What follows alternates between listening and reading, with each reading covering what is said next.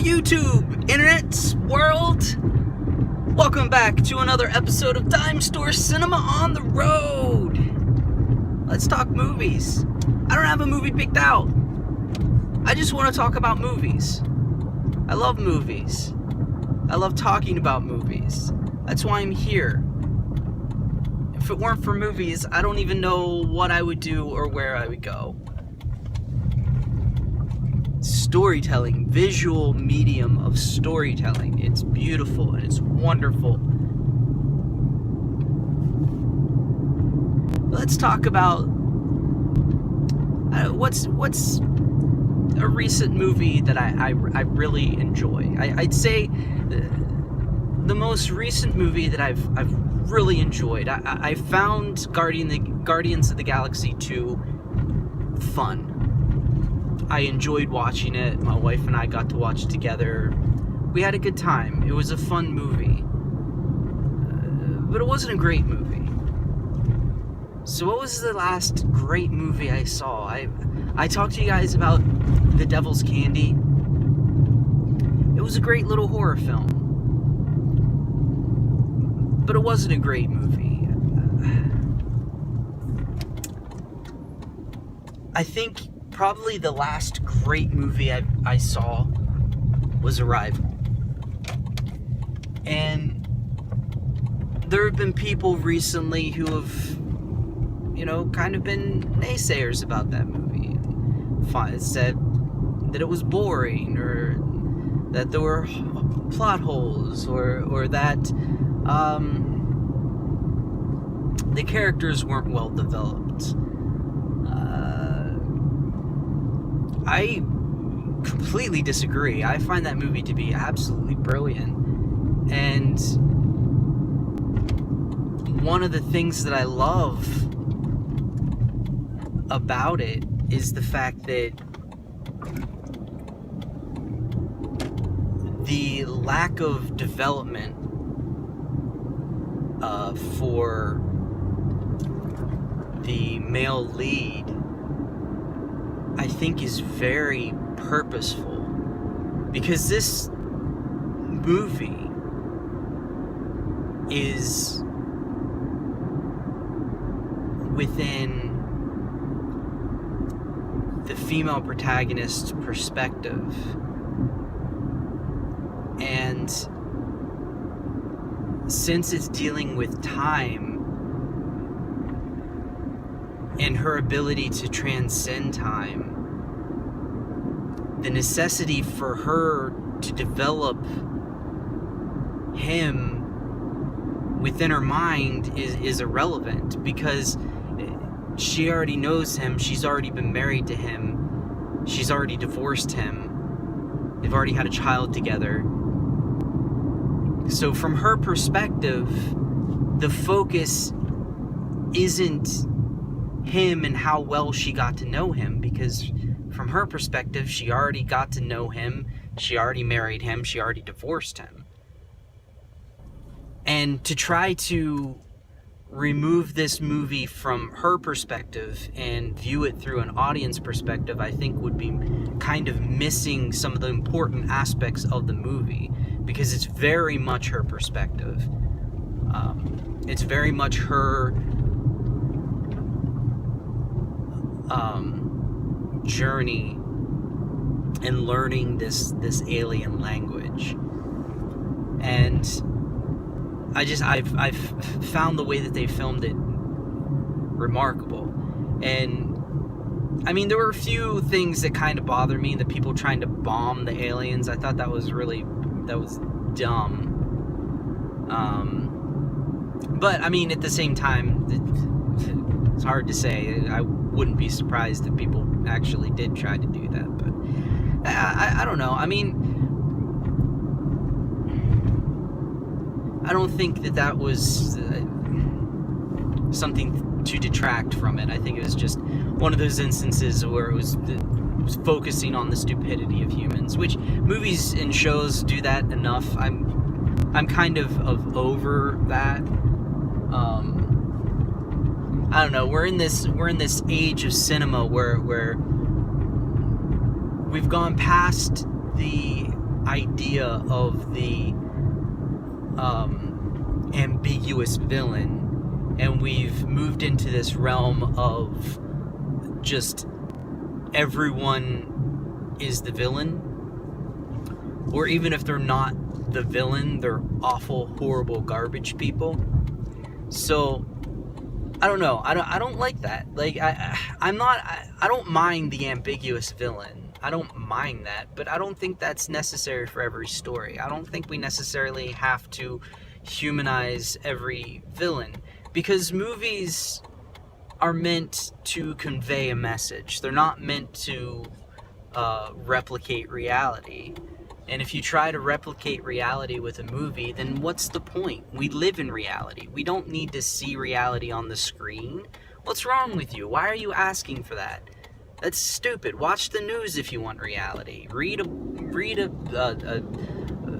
blog. Read a newspaper if you want reality. Don't go to a movie demanding reality. Go to a movie demanding a good story with interesting characters that are representations of archetypes, or representation of people, putting them in a circumstance where they have to react and emote and be metaphors and be placeholders for something else. And I don't get this whole thing with, oh, that's not realistic. Who gives a damn if it's not realistic? I'm not watching a movie to be realistic. Now, I mean, I say that's not the same thing as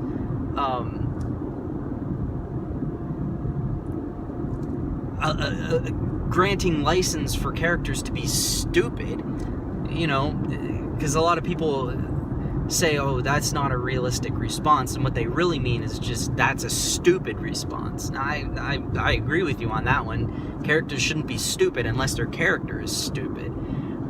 So, I mean, on that, I agree. But, like, when it comes to realism within violence, realism within stories, and, like, there's a time and a place for realism, and it's in a movie that's based on a real story. I'm tired of movies that are based on a real story that have absolutely nothing to do with the real story. If you're going to base it on a real story, actually tell the story. Because in that instance, you are telling an actual story. So in that case, be realistic. Tell the story. There's enough interesting things in history that you don't need to add on to it with a bunch of whatever extra nonsense or drama. There's so many interesting stories in history. You don't need to improve on them at all. You can tell that story, and that's fascinating. That's great. But when you're just telling a story to convey a message, you don't need to make it realistic. You just need to tell your story, but you need to let your audience in on how you're telling it. You can't just go around adding weird and nonsensical things without letting the audience in on what you're saying and how you're saying it. Because, I mean, how you tell a story is almost as important as what you're telling them. So there's that fine line that you need to walk on. But I'm just tired of people complaining about realism and like realism in acting. It's like I don't need an authentic reaction. I need a reaction that conveys a story. That's one of the reasons why I don't mind old movies or the type of acting that was very prominent in the 50s and then in the 60s, where it was over the top. It was very much like stage acting. I don't mind that, because to me it's still conveying the story. It's still good acting as long as it's telling a story. As long as the story is being told, the acting is great. And that's what I care about. That's what I want to see. I want to see good stories. I want to be transported to somewhere other than reality, because that's not what movies are for. Movies are not for reality. Reality is for reality. Your life is for reality. You experience reality within yourself through your perspective, not through movies. Movies are meant to teach us something by experiencing something outside of ourselves. That's what makes them great. That's what makes them important. It helps us get a different perspective on things away from ourselves. because within ourselves, that's how we experience reality. Anyway, I'm not going to rant anymore about that.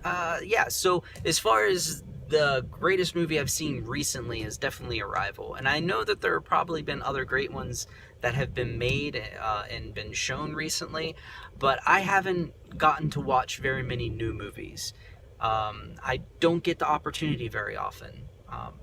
I watch a lot of classics, and I don't have the time to watch many new releases. I don't get a chance to go to theater very often. I'm poor and I have very little time, which is why I record in a car instead of in a studio or in a office or in a room in my house.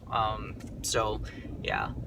In any case, maybe someday, you know, I'll be able to have a place in my home and have time to do a proper recording and watch things that are in theaters and do reviews on them and talk to you about movies, about story, about structure. I would love to be able to do that, but currently my life won't allow it. So I will just keep on plugging away here and hope for the best, work really hard, try to get to the point in my life where I can do proper videos, and who knows, maybe my channel will grow, and that will be amazing. I would love to be able to do this for a living. It would be the best thing in the world to be able to do this for a living, to be able to talk to people about movies, to be able to write reviews about movies, to be able to have discussions with other people who love movies as much as I do. It's a dream, and maybe it's a pipe dream.